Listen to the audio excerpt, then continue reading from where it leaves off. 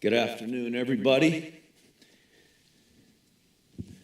We're getting ready for Thanksgiving, and I want to wish everybody else a happy Thanksgiving. Appreciate you guys coming in here for the press conference today. I know you probably got travels and stuff with your families, so anyway, happy Thanksgiving to all you guys. And it's good to get a win on Saturday. A lot of you guys I had a chance to talk to on Saturday after the game, so felt good to be able to come in here and talk about our team getting a victory, and we're going to be striving hard to do that again this week. So I'll let you guys fire away.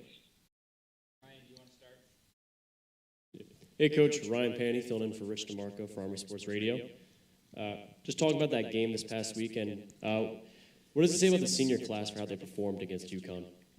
A lot of the seniors made some really good plays, and it was great for those guys to be able to do that in their final game at Michie Stadium.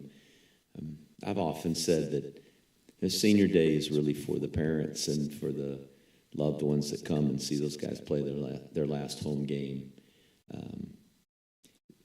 The real senior day is their final game.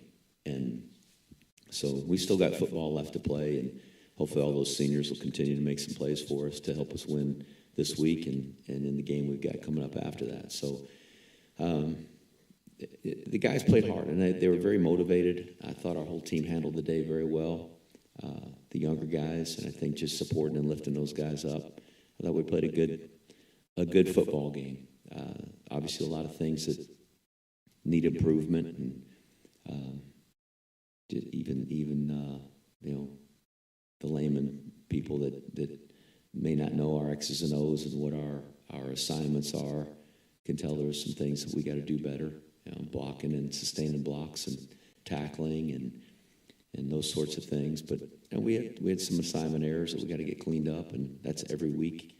It's hard to play perfect, but we got to strive for that. And as we come here to the close of our season, the last couple of games, we should be playing our very best. And so we're going to continue to work at that. But I was really proud of those guys to have some seniors step up and make some big plays. And it was great to see Marquell get an interception, a guy like DeAndre Tobias get an interception, to see Brahim run for so many yards. There's just a lot of those guys stepping up in their final game at Michie. And a quick follow-up, what kind of momentum does this win like that bring into this upcoming weekend? I think a victory always adds positive momentum. But I've said this before, the way I feel about momentum. You never lose momentum if you continue to believe. It's hard not to get discouraged when things don't go your way. We fall short and don't win a game. It's hard not to get discouraged. But if you keep believing, then you'll never lose momentum. And that's probably the thing that I've been most proud of with our seniors and this team, that they've continued to fight and continued to battle. They've not allowed the disappointments that we've had along the way affect their attitude and effort, and I'm most proud of them for that. Thanks, Coach. Connor, go ahead on Zoom. Joe, you can start. Happy Thanksgiving, Coach Monken. First question is, the offensive line seems like they're starting to get healthy. A lot of the same players have been able to play the last couple of weeks.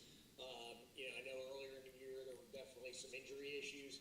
How do you feel the offensive line is maturing and starting to gel as a unit? And what do you think the outlook looks like for the last two games with the offensive line? They're a fairly mature group. There's a lot of guys there that have played. There's older guys on the team. We've got one senior, Connor Bishop, that's really playing. The rest of those guys are juniors or sophomores, which is great that they're getting this time, and a lot of those guys are going to be coming back. But frankly, they're being held together by baling wire and duct tape. I mean, they're banged up and beat up, and they have been for several weeks, in and out of practice and in and out of the games, and it's hard. It's hard to play that position in our offense. It's hard to play that position just generally in this game because it's a physical sport, and there's a lot of bodies flying around in there. But they're doing good, and they have a tremendous sense of pride in that meeting room, that group, in being tough and fighting through the aches and pains, and our guys do that. They do a great job of that. And my follow-up and final question is around UMass running back Ellis Merriweather had a big game last year against y'all at Mikey Stadium, 110 yards on 17 carries. What's the defense need to do better to contain him this year? We got to get off blocks, shed the blockers, and get to him and get him down on the ground. And that's the thing that probably makes me as anxious as anything we're on defense is when we miss tackles, taking the right angles and finishing the tackle. And he's a hard physical runner, and had a really good day against us a year ago. And that was a tough game. It was a tough, hard-fought game a year ago. And I think they're a much improved football team. Their third down defense is as good as anybody's. They've got a lot of guys that are new faces, some veteran players that have played at other colleges, including Power 5 schools that are on their roster, and they're well coached. You just watch their special teams and watch the techniques and fundamentals that they play with on special teams. It tells you that they're a well-coached football team. Don Brown he's a veteran coach in this profession. He's as good a football coach as there is anywhere, and he's faced our offense before, so he's got experience playing against us, and this is their final game. It's their home game. It's their senior day, and I expect they're going to be playing hard and with a lot of pride, just like our seniors did a year ago. So not only Merriweather, but I think their whole team is going to play this game really hard and really tough and make it a challenge for us. So we've got to defend him for sure, but there's a whole lot of other things we got to make sure we're ready for. We'll go to Ken McMillan. Hi, Jeff. Happy Thanksgiving to you. Tyler obviously had a real strong game the other day. What does this say about him coming off the game where he had the 2 fumbles? I was proud of him for his effort. As I said after the Troy game, nobody was more disappointed than he was. And he holds himself to a really high standard. We hold him and the rest of our guys to high standard, and the fumbles aren't acceptable. We've got to be able to take care of the ball. So, unfortunately, those were 2 big plays in the game and against Troy, and I think he has so much pride and feels such a sense of responsibility in his position as a leader and as our quarterback that I'm certain worked really hard this past Saturday to make sure that didn't happen again. And I hope he'll continue to do that and take care of the ball and take care of our team. And if we can keep from turning the ball over, it sure gives our team a much better chance to win. Jeff, I'm not sure what your roster limitations are these next 2 games. I know you want to win and everything, but what's the likelihood of seeing some younger guys, some more? We don't have any roster limitations. Our roster limitations are all self-imposed. I just think there's a certain point where you can take as many guys as you want on a trip, but they're not likely going to play. So we travel with 72, which is pretty standard in college football. I probably checked with most of the Power 5 conferences and even the Group of 5 conferences. It's probably somewhere in that range. And so 72 is a pretty appropriate number for having enough guys. That's averages out to about a 3 deep at each position on offense and defense, and gives us a chance to take some specialists with us and some backups at those specialist positions, and so that's enough. And the guys that give us the best chance to play are the guys who are going to play, and we expect to have to play our best players and our top players this weekend and the following weekend to give ourselves the best chance to win. We're not the kind of football team that can just plan to play young guys and empty the bench in any game.